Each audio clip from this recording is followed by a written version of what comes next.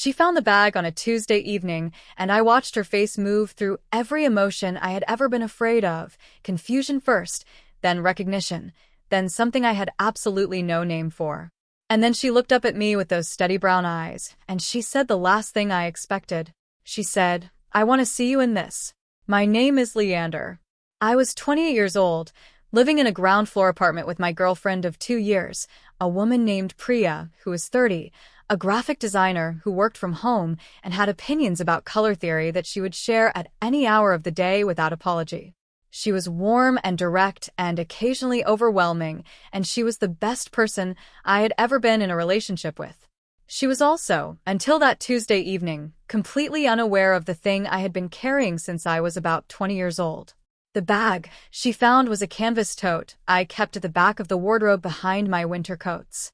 Inside it was a small, carefully chosen collection.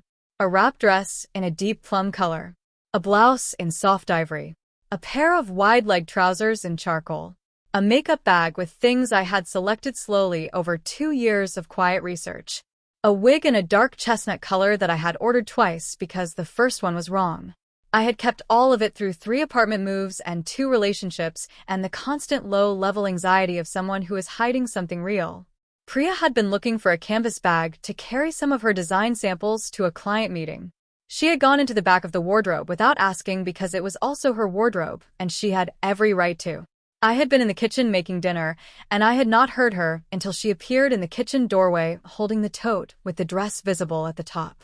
3 seconds of silence. Then she said, "I want to see you in this." I turned from the stove. My heart stopped in a way that felt genuinely physical, a lurch, a pause, a restart at double speed. My hands were still holding the wooden spoon I had been using to stir something, and I was aware of this in the strange, detached way you are aware of small things during large moments. I said, "Priya." She said, "How long?" I said, "A long time." She set the bag down on the kitchen table, and she sat down in one of the chairs, and she looked at me with the particular attention she gave to things she was genuinely trying to understand. Priya had a way of looking at problems, design problems, relationship problems, any kind of problem, where she went quiet and focused, and you could almost see her turning the thing over in her mind. She said, "Come and sit down." I turned off the stove. I sat across from her. The bag was between us on the table.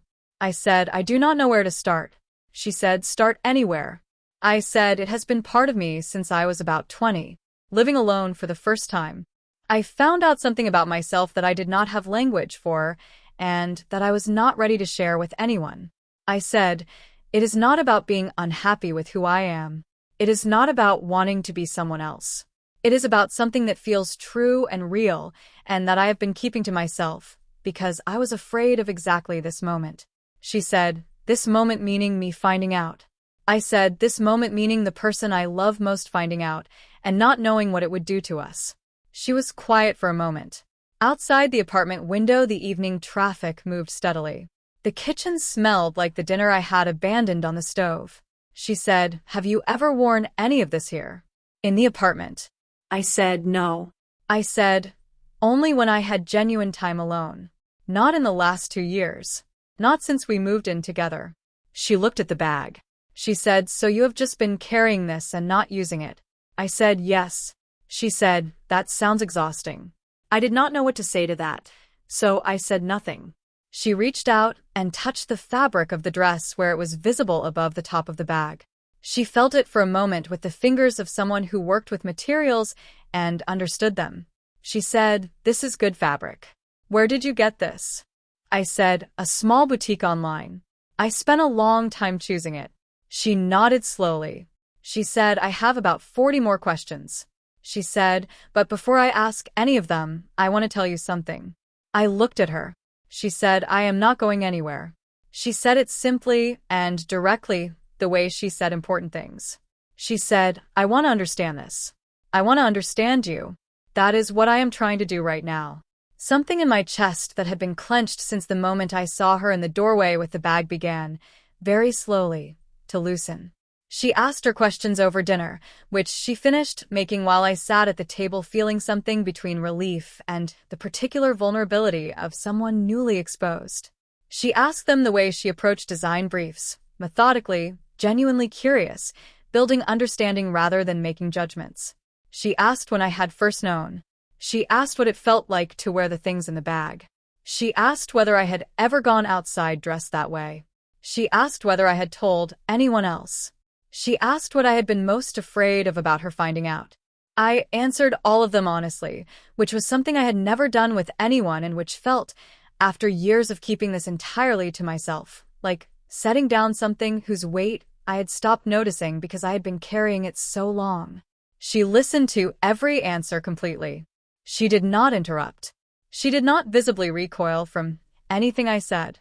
She asked follow-up questions where she wanted more and let things rest where she had enough. When I finished, she said, "Okay." She said, "Thank you for telling me all of that." I said, "You gave me very little choice." She smiled at that briefly. She said, "I gave you the exact right amount of choice." She looked at the bag on the counter where she had set it. She said, "I meant what I said earlier." I said, "About seeing me in it." She said, "Yes." She said, "Not tonight. I think tonight we have done enough. But I want that to happen. I want to see that part of you." I said, "Why?" She said, "Because I love you." She said it simply and without decoration. She said, "And this is part of you. And I want to know all the parts." I went to sleep that night in a different version of my life than the one I had woken up in. Not dramatically different. Not unrecognizable. Just shifted, the way a room looks different when you move one significant piece of furniture. The same room, but with different sight lines.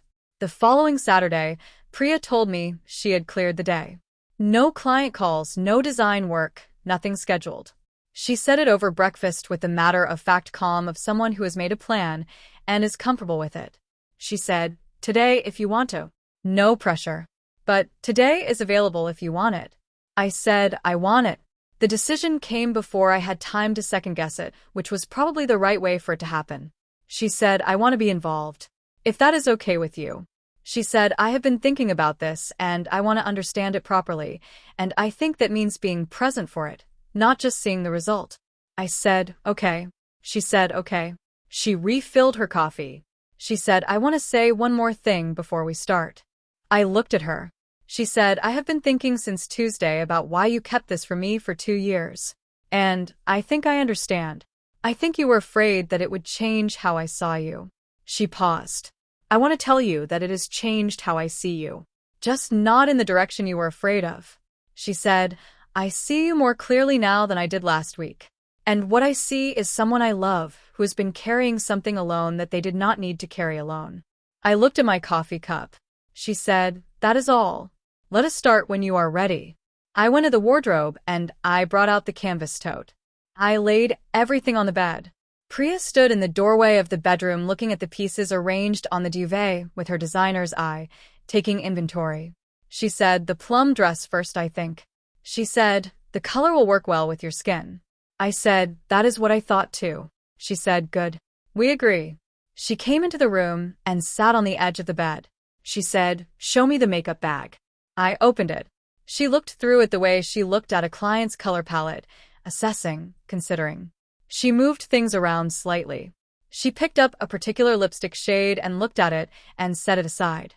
She picked up the wig and turned it over in her hands. She said, "This is good quality." She said, "The chestnut is right for you." She examined the cut. She said, "Have you ever worn it?" I said, "Yes." Privately. She said, "How did it feel?" I said, "Correct." The word came out before I had chosen it, and it was, I thought, exactly right. She looked at me for a moment. She said, "I am going to help you with the makeup. I am not a professional, but I know what I am doing. Is that all right?" I said yes. She said, "Go shower first. Come back with clean, dry skin." There was something about the practical simplicity of her instructions that made the whole thing feel manageable, like a project with clear steps rather than a terrifying leap. I went and showered. I came back in a robe. Priya had set up a chair in front of the bathroom mirror with good light and had arranged the makeup on the counter with the organizational precision she brought to everything. She said, "Sit." I sat. She worked with the focus and quietness she brought to her design work. She did not narrate everything she was doing, but she explained the reasoning where it mattered, why she was choosing a lighter foundation coverage, why she was working the brow shape the way she was, where she was placing the shadow and why. Her hands were steady and her attention was complete, and there was nothing in her manner that made me feel observed in an uncomfortable way. She was just helping someone she loved do something that mattered to them. My heartbeat was elevated the entire time. I was aware of my own breathing in a way I normally was not. Sitting in that chair while Priya worked on my face felt like being seen in the most literal possible sense, her eyes close to mine, examining, correcting, building something. The intimacy of it was different from any intimacy we had shared before. She spent a long time on the eye work. She said, "You have good bone structure for this." She said it the way she would say a design element was working as a factual assessment. She said, "Your eyes especially." I said, "Thank you." She said, "It is not a compliment. It is an observation. The compliment is that you are being very brave right now." I said, "I do not feel brave." She said, "That is how you know it is real bravery." She applied the lipstick last. She had chosen a roseberry color from the bag that I had bought months ago and never used because it had seemed like too much. She applied it carefully, and then she stepped back and looked at her work. She said, "Wig now." I picked up the chestnut wig from the counter. I placed it the way I had practiced privately a dozen times, setting it from the front and pressing it back, adjusting the fit, making sure the hairline sat correctly. Priya watched. She reached out once and adjusted the left side slightly. She said, "There." She stepped back. She said, "Stand up." I stood. She handed me the plum wrap dress. I took it into the bedroom and I put it on, tying the wrap at my waist, feeling the fabric settle the way it always had, with that particular quality of movement that had always felt like something significant being acknowledged. I put on the wide-leg trousers another time would wait. Tonight the dress. I came back to the bathroom doorway. Priya was standing in the middle of the bathroom. She looked at me for a long moment. I said, "Say something." She said, "I am trying to find the right words." She said, "Give me a moment." I waited. She said, "You look like yourself." She said it quietly and with a weight that told me she had found exactly the words she was looking for. She said, "Not a different self. Not a performance." She said, "I have been looking at you for 2 years, and this is the first time I feel like I am seeing the whole picture." My throat tightened. She said, "Come and look." I went to the full-length mirror on the back of the bedroom door. I stood in front of it, and I looked at myself the way I had looked at myself in private mirrors for years, but this time there was someone standing beside me, someone whose reflection was also in the glass, someone who was looking at the same image I was looking at and seeing something she recognized as true. The person in the mirror was wearing a plum dress and a chestnut wig and makeup that Priya had done with steady, careful hands, and the look on her face was something I had never seen in my own reflection before. She looked like someone who had been allowed to arrive. Priya put her hand through my arm in the easy way she did when we walked somewhere together. She said, "Hello." I said, "Hello." She said, "I have been wanting to meet this part of you." I looked at her in the mirror. She was looking at my reflection with the expression she wore when a design came together the way she had hoped, that particular quiet satisfaction of something resolved. I said, "Are you sure this is okay?" I said, "I need you to tell me honestly." She said, "I am going to tell you something and I need you to hear it completely." She said, "This does not change what we are. It adds to it." She said, "I fell in love with you and this is part of you, and so I love this too." She said, "It is not more complicated than that." I looked at myself in the mirror, at the two of us in the mirror. I said, "I spent 8 years being afraid of this moment." She said, "I know." She squeezed my arm slightly. She said, "How does it feel now that it is here?" I thought about the honest answer. I thought about 8 years of Saturday afternoons and locked boxes and browser histories and the weight of something kept alone. I thought about Tuesday evening and the wooden spoon in my hand and the 3 seconds before she spoke. I said, "Like I can breathe." She nodded. She said, "Good." She said, "That is the correct answer." We spent the rest of that Saturday in the apartment, the two of us, the ordinary Saturday things we always did but differently now. She made lunch and I sat at the kitchen table in the dress, and we talked about things that had nothing to do with any of this, her current design project, a film we had been meaning to watch, what we were going to do the following weekend. The ordinary texture of our life together sitting alongside this new thing that was not new at all, but was newly shared. At one point, she looked across the table at me and said, "You should tell me what you like. What pieces feel most right? What you have always wanted to try that you have not tried?" She said, "I want to understand the whole of it." I said, "That might take a while." She said, "We have time." I said, "The trousers. The charcoal ones in the bag. I have never worn them outside of a brief private try-on, and I always thought they would be the piece I felt most like myself in." She said, "Next Saturday then." I said, "Next Saturday." She refilled my water glass without being asked, the small domestic gesture of someone fully at ease, and went back to her lunch. That is not the end of the story, because there is no end to a story that is really about an ongoing life. But if I had to identify the moment things became permanently different, it would not be Tuesday evening with the bag on the table, or Saturday morning in the shower, or the mirror moment in the plum dress. It would be that small gesture at the kitchen table. The water glass refilled without a second thought. The easiness of it. The way it said, without any words, that nothing essential had changed. I told Tobias, my closest friend, 2 months later. I told him in the way I had learned to tell true things, simply and without a complete explanation ready, just with the fact of it and the willingness to answer questions. He asked 3 questions, and then he said, "Does Priya know?" And I said yes, and he said, "And she is okay with it?" And I said, "More than okay." And he said, "Then I am okay with it too." I told my sister Dara 4 months after that. She cried, not from sadness but from something she described as relief, saying she had always felt there was something I was holding back, and she had worried for years that it was something wrong between us. I told her it was never about us. She said she knew that now. We talked for 3 hours. The world did not end with any of these conversations. The people I loved did not leave. What left was the weight, the constant low-level cost of keeping something real entirely to yourself, the exhaustion of the managed life.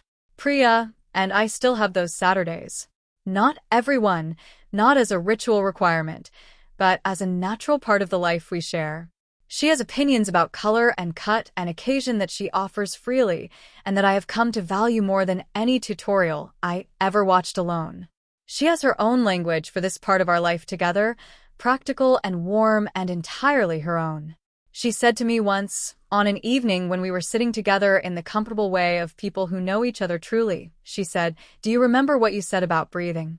I said, "When you asked how it felt after the mirror moment." She said, "Yes." She said, "Do you still feel that way?" I thought about it honestly, about the years since that Tuesday, about what it was to be known and to stay, both of us, in the knowing. I said, "Every single day." She said, "Good." She turned back to the television. She said, "That is what it is supposed to feel like." Outside the apartment, the city moved in its continuous, indifferent way. Inside, the two of us sat in the easy quiet of people who had chosen each other completely, with all the parts included, and found that the choosing was not harder for the wholeness of it. It was easier. It was so much easier than the alternative. And the alternative, I now understood with the clarity of someone standing on the other side of a long, difficult crossing, had never really been living at all.